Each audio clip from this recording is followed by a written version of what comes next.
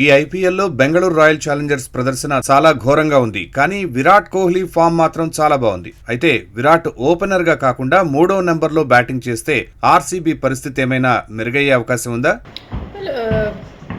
నేను అనుకుంటున్నాను RCB collectively as a batting unit click కాలేదు. So Virat Kohli as an opener ఇప్పటి వరకు చాలా మంచిగా ఆడారు, ఫామ్లో ఉన్నాడు.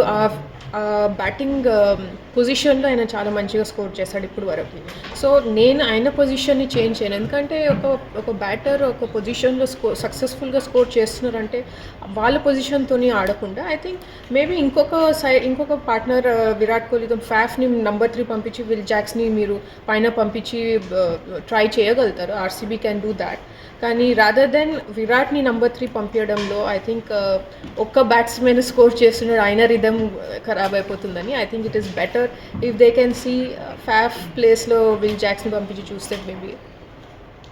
ఈసారి ఐపీఎల్లో శివం దూబే సూపర్ ఫామ్ లో ఉన్నాడు. దాదాపు అన్ని మ్యాచ్ల్లో భారీ సిక్సర్లు కొడుతున్నాడు, నిలకడగా బ్యాటింగ్ చేస్తున్నాడు. అయితే తన బౌలింగ్ ను కూడా చెన్నై సూపర్ కింగ్స్ టీం వాడుకుంటే బాగుంటుంది కదా.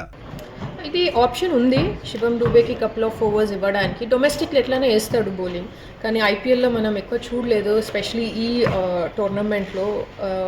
ఐ థింక్ ఇప్పుడు వరల్డ్ కప్ మైండ్లో పెట్టుకుంటే ఆయన దగ్గర నుంచి ఒక కపుల్ ఆఫ్ ఓవర్స్ వస్తే it is always very helpful to the team, ఎందుకంటే రెడ్ హాట్ ఫామ్లో ఉన్నాడు బ్యాట్లో.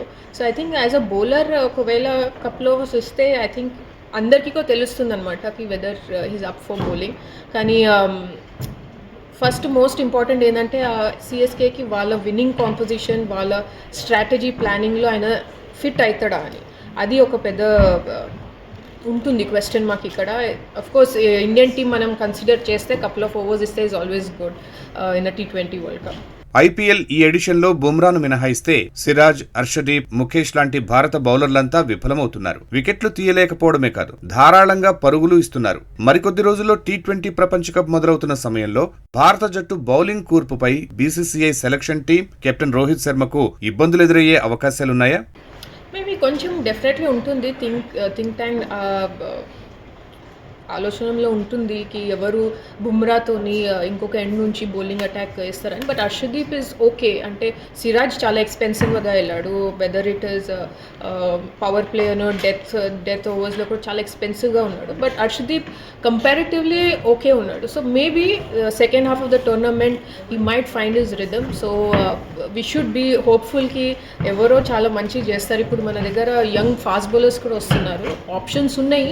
కానీ again at the end of the tournament in form బౌలర్స్ని తీసుకోపోతేనే బెనిఫిషియల్గా ఉంటుంది.